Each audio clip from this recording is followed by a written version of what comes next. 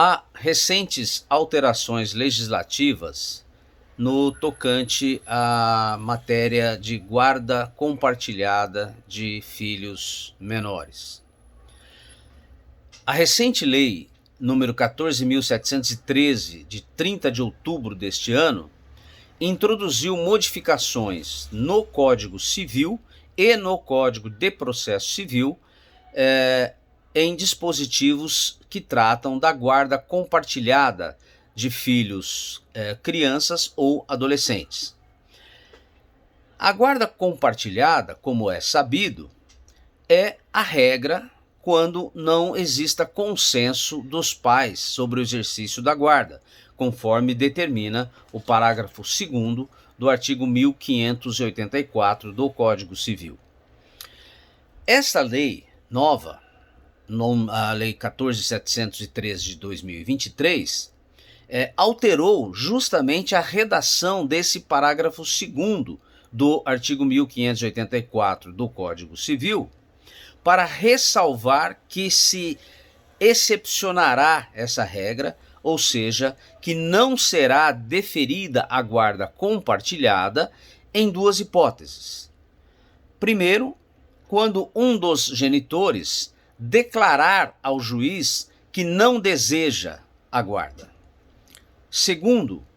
quando se demonstrar a probabilidade de risco de violência doméstica ou familiar em prejuízo da criança ou do adolescente. A rigor, a jurisprudência já vinha excepcionando a concessão da guarda compartilhada nesses casos. Isso porque, em matéria de guarda de criança ou adolescente, deve preponderar sempre o princípio da supremacia do interesse do menor. Ou seja, toda decisão a respeito da guarda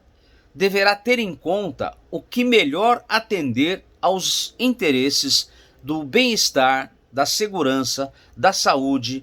da moral, do desenvolvimento e da formação da criança ou adolescente.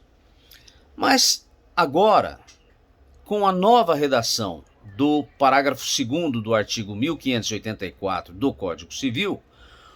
o legislador confere, para além da esfera principiológica, uma base legal específica para afastar a regra do compartilhamento da guarda.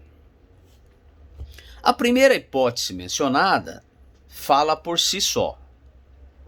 É de se presumir que, se o próprio genitor ou genitora da criança declara formalmente à justiça que não quer a guarda do filho, seria temerário aos interesses do menor insistir, mesmo assim, em atribuir a guarda a esse pai ou a essa mãe. Deve-se observar, que é claro que essa recusa ao exercício da guarda compartilhada não exime o pai ou a mãe de seus deveres inerentes à parentalidade. Ele continuará responsável pela subsistência, pelos cuidados, pela garantia do bem-estar do menor e assim por diante. O genitor ou a genitora poderá abrir mão de seus direitos inerentes ao exercício da guarda, mas não poderá abrir mão de suas obrigações legais de pai ou de mãe, que são, por sua natureza, indeclináveis. A segunda hipótese é aquela em que, nos termos do novo parágrafo 2º do artigo 1584, o exercício da guarda compartilhada poderá contrariar os interesses da criança ou adolescente em face da probabilidade de risco de sujeição do menor a uma situação de violência doméstica ou familiar, seja essa violência física, psíquica, sexual, moral ou de qualquer outra natureza.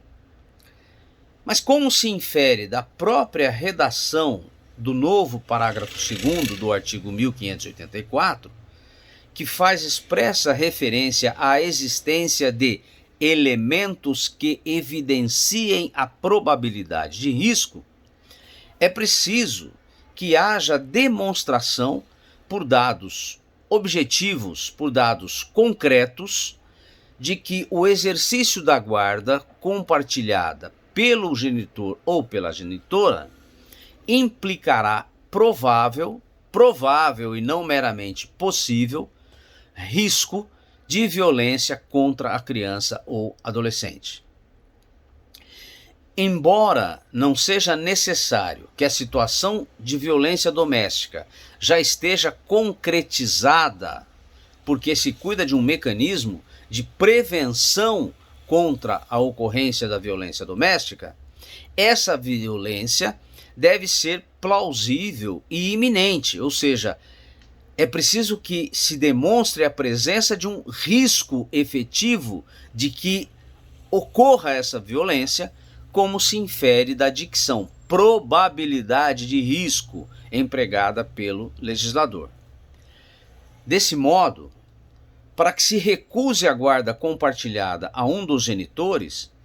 é preciso que haja a demonstração por elementos de convicção suficientes para formar o convencimento do juiz de que está presente a probabilidade da ocorrência futura de violência doméstica,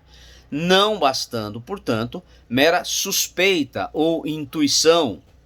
não bastando, portanto, a mera alegação de risco sem base em dados concretos, justamente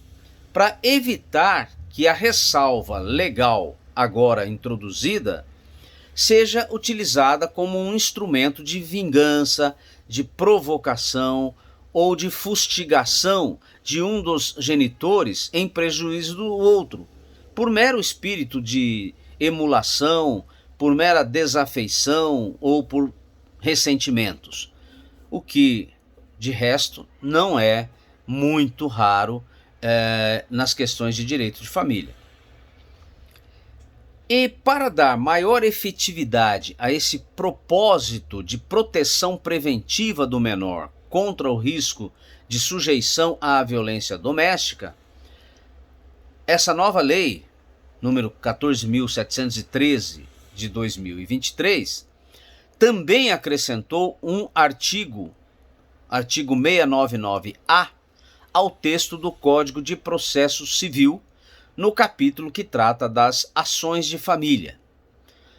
Esse novo artigo, 699-A, determina que, por ocasião da audiência de mediação e conciliação, antes mesmo do seu início, o juiz deve consultar as partes e o Ministério Público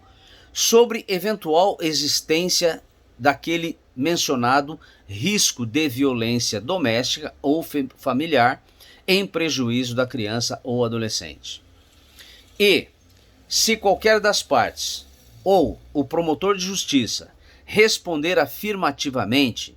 indicando a existência desse risco provável de violência, a lei determina que o juiz defira um prazo de 5 dias para a apresentação das provas ou indícios pertinentes. E, uma vez apresentados indícios ou provas suficientes para evidenciar a existência da probabilidade de risco de violência doméstica ou familiar em prejuízo da criança ou adolescente, o juiz deverá, então, aplicando o novo parágrafo 2º do artigo 1584 do Código Civil, denegar a guarda compartilhada ao genitor suspeito. É claro que, devendo observar, antes dessa decisão, em obediência aos ditames do contraditório das garantias da ampla defesa, facultar, então, a manifestação da parte contrária.